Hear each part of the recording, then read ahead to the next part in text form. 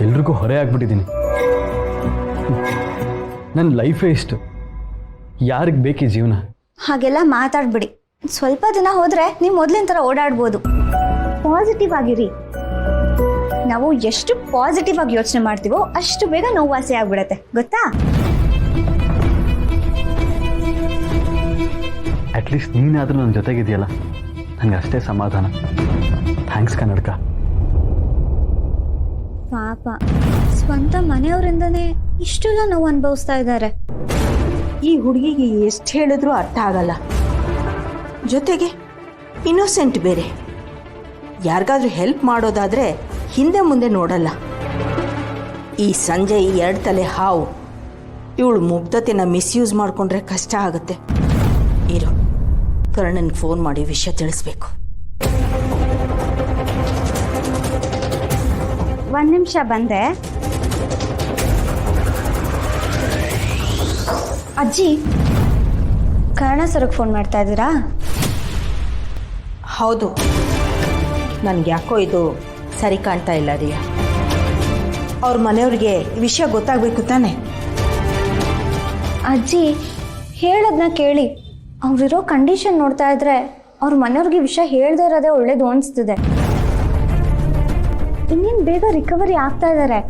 Recovery ಆದ್ಮೇಲೆ ಅವರೇ ಹೋಗ್ತಾರೆ ಬಿಡಿ, ಪ್ಲೀಸ್. ಅಲ್ಲ ರಿಯಾ, ಪ್ಲೀಸ್ ಅಜ್ಜಿ. ಸರಿ, ಲೇಟ್ ಮಾಡಬೇಡ. ಇವತ್ತೊಂದು ದಿವಸ ಸುಮ್ಮನಿರ್ತೀನಿ, ನಾಳೆ ತಡಿಬಾರ್ದು. ಸರಿ ಅಜ್ಜಿ, ಥ್ಯಾಂಕ್ ಯು. ನೀನು ತುಂಬ ಸಾಫ್ಟ್ ರಿಯಾ. ನಾಳೆ ಯಾವುದೇ ಕಾರಣಕ್ಕೂ ನಿಂಗೆ ನೋವಾಗಬಾರ್ದು. ಸಮಾಧಾನ ಮಾಡ್ಕೊಳ್ಳಿ. ನೀರು ಕೊಡ್ಲಾ? ಅಲ್ಲ, ಅವರು ನಿಮ್ಗೇನು ತೊಂದರೆ ಕೊಟ್ಟಿಲ್ಲ ತಾನೆ? ಕೆಟ್ಟದಾಗ ಬಿಹೇವ್ ಮಾಡಿದ್ರ? ಒಬ್ಳೆ ಹುಡುಗಿದಳೆ ಅಂತ ಸಲಿಗೆಯಿಂದ ಮಾತಾಡ್ಸೋದ್ರ? ಇಲ್ಲ, ನಮ್ಗೆ ಗೊತ್ತಿತ್ತು ಹೀಗೇನೋ ಒಂದು ಮಾಡಿರ್ತಾರೆ ಅಂತ. ಸುಮ್ಮನೆ ಮುಖ ನೋಡ್ತಾ ಒಳ್ಳೆ ಅಂತ ಡಿಸೈಡ್ ಮಾಡಬಾರ್ದು. ಇದ್ರಲ್ಲಿ ಏನೋ ಒಂದು ಮಾಡಿರ್ತಾರೆ. ಕರೆಕ್ಟ್. ನೀವ್ ಹೇಳಿದ ಅಷ್ಟು ರಾಂಗ್. ನಾವ್ ಅನ್ಕೊಂಡಿದ್ದು ಯಾವ್ದು ವರ್ಕ್ ಆಗ್ತಿಲ್ಲ ಕರ್ಣ ಸರ್. ಅಂದ್ರೆ ಅವ್ರು ಹೇಳಿದ ಪ್ರಕಾರನೇ ಅವ್ರು ಅಲ್ಲೇ ಹೇಳ್ಕೊಂಡ್ರು. ಒಬ್ಬರೇ ಇದೆ ಅಂತ ಹತ್ರ ಬರಕ್ಕೆ ಟ್ರೈ ಮಾಡಿಲ್ಲ ತಾನೆ? ಅಂಥದ್ದೇನಿಲ್ಲ ಸರ್, ತುಂಬಾ ಡಿಗ್ನಿಫೈಡ್ ಆಗಿ ನಡ್ಕೊಂಡ್ರು. No drama, no over acting, ತುಂಬಾ ಸೀದಾ ಸಾದಾ. ಹೌದಾ? ಹಾಗಿದ್ರೆ ಆಕ್ಟಿಂಗ್ ಚೆನ್ನಾಗೇ ಮಾಡ್ತಾರೆ ಅಂತ ಆಯ್ತು. ಕರ್ಣ ಸರ್, ನಿಮ್ಗೊಂದು ವಿಷಯ ಹೇಳ. ಅವ್ರ ಬಿಹೇವಿಯರ್ ನೋಡ್ತಿದ್ರೆ ನನ್ಗವ್ರು ತುಂಬಾ ಒಳ್ಳೆಯವರು ಅನ್ಸ್ತಿದೆ. ಅಪ್ಪನ ಬಗ್ಗೆ ನಂಗೆ ಗೊತ್ತಿಲ್ವಾ? ಚೆನ್ನಾಗಿ ಟ್ರೈನಿಂಗ್ ಕೊಟ್ಟಿರ್ತಾರೆ, ಅದಕ್ಕೆ ಎಲ್ಲ ಕಡೆ ಕರೆಕ್ಟಾಗಿ ಆ್ಯಕ್ಟ್ ಮಾಡ್ತಿದ್ದಾರೆ. Is a qualified artist. ಈ ಡ್ರಾಮಾ ಟ್ರೈನಿಂಗಲ್ಲಿ ಸರ್ಟಿಫಿಕೇಟ್ ತಗೊಂಡಿದ್ದಾರೆ ಅಂತ ಏನಾದರೂ ಚೆಕ್ ಮಾಡಬೇಕು. ಆದ್ರೂ ನನ್ಗೆ ಯಾಕೋ ತುಂಬಾ ಭಯ ಆಗ್ತಿದೆ ಕರ್ಣ ಸರ್. ಅಜ್ಜಿ ಅಕ್ಕ ಇಬ್ರು ಸೇರಿ ಆ ಹುಡ್ಗಂಗೆ ಮದುವೆ ಮಾಡಿದ್ರೆ ನಾನೇನ್ ಮಾಡ್ಲಿ?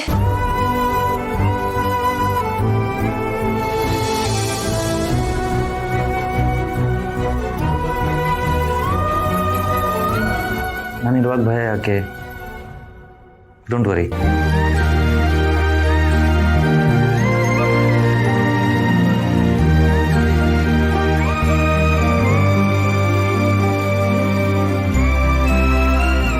ನಾಳೆ ಅರ್ಜುನ್ ದೊಡ್ಡ ತಪ್ಪು ಮಾಡಬೇಕು, ಹಾಗೇನಾದರೂ ಪ್ಲ್ಯಾನ್ ಮಾಡ್ತೀನಿ. ಆಗ ಅವ್ರು ನಿಜವಾದ ಸತ್ಯ ಎಲ್ಲರಿಗೂ ಗೊತ್ತಾಗುತ್ತೆ. ಸರಿ, ಈಗ ನೀವು ಕೆಲಸ ಮುಂದುವರಿಸಿ, ನಾನು ಹಾಸ್ಪಿಟಲ್ಗೆ ಹೋಗಿ ಬರ್ತೀನಿ.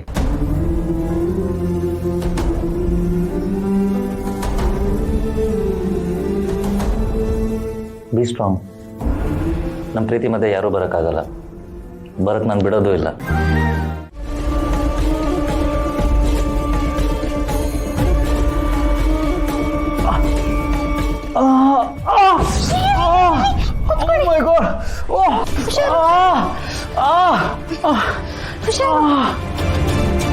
ಯಾಕೆ ಈ ತರ ಸರ್ಕಸ್ ಮಾಡಕ್ ಹೋದ್ರೆ? ಸುಮ್ಮನೆ ಕುತ್ಕೊಳ್ಳತ್ತಾನೆ.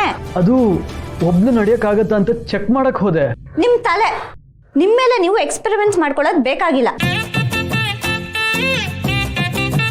ಏ ಕನ್ನಡಕ, ನಿನ್ ಬೈಗುಳ ಕೇಳಕ್ಕೆ ಎಷ್ಟು ಚೆನ್ನಾಗಿರುತ್ತೆ ಗೊತ್ತಾ?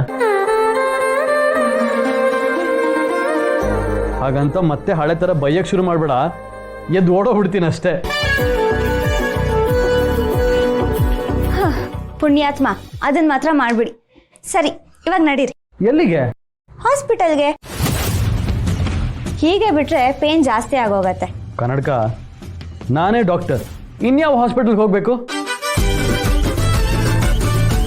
ನೀವು ಡಾಕ್ಟ್ರೇನೋ ಸರಿ, ಆದರೆ ಏನಿಲ್ಲ ಬಿಡಿ.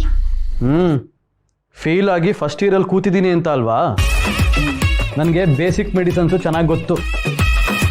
ನೀನು ಅನ್ಕೊಂಡ್ರೆ ದಡ್ಡ ಅಲ್ಲ ನಾನು. ಸರಿ ಆಯ್ತು, ಯಾವ ಮೆಡಿಸಿನ್ಸ್ ತೊಗೊಂಬರ್ಬೇಕು ಅಂತ ಹೇಳಿ ಅದನ್ನೇ ತರ್ತೀನಿ. ಹೌದು, ಇವತ್ತು ನೀನು ವರ್ಕಿಗೆ ಹೋಗ್ತಿಲ್ವಾ? ಇಲ್ಲ, ರಜಾ ತಗೊಂಡೆ. ಯಾಕೆ? ನಿಮ್ಮ ನೋಡ್ಕೊಳಕ್ ಬೇರೆ ಯಾರೂ ಇಲ್ವಲ್ಲ, ಸೊ ರೀ ಕನ್ನಡಕ, I am so grateful to you.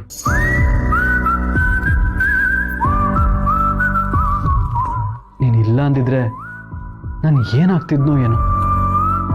ನಿಂದು ತುಂಬ ಒಳ್ಳೆ ಮನಸ್ಸು.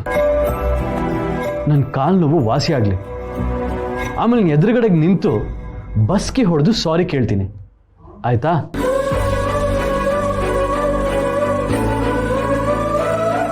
ನೀನು ಫಸ್ಟ್ ಮೀಟ್ ಮಾಡಿದಾಗ್ಲಿಂದ ಇಲ್ಲಿ ತನಕ ಪ್ರತಿ ಸಲಿನೂ ಬೈದಿದ್ದೀನಿ. ನಿನ್ನ ಮೊಬೈಲ್ ಬ್ರೇಕ್ ಮಾಡಿದ್ದೀನಿ, ಆದರೆ ಒಂದು ಸಾರಿನೂ ನಿನ್ನ ಹತ್ರ ಒಳ್ಳೆ ರೀತಿಯಿಂದ ಮಾತಾಡಿಲ್ಲ.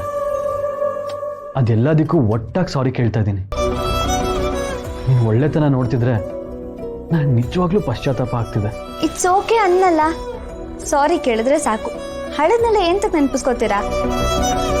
ನಾನಂತೂ ಎಲ್ಲದನ್ನು ಮರ್ತ್ಬಿಟ್ಟಿದ್ದೀನಿ. ನಿನ್ನ ಆಲ್ರೆಡಿ ಕ್ಷಮಿಸ್ಬಿಟ್ಟಿದ್ದೀನಿ. ಇನ್ಮೇಲೆ ಅದ್ರ ಬಗ್ಗೆ ಮಾತಾಡೋದು ಬೇಡ. Fast is fast. ಕನ್ನಡಕ, ಯು ಆರ್ ರಿಯಲಿ ಗ್ರೇಟ್. ಸರಿ, ನಾನು ಹೋಗಿ ಮೆಡಿಸಿನ್ಸ್ ತೊಗೊಂಡ್ಬರ್ತೀನಿ.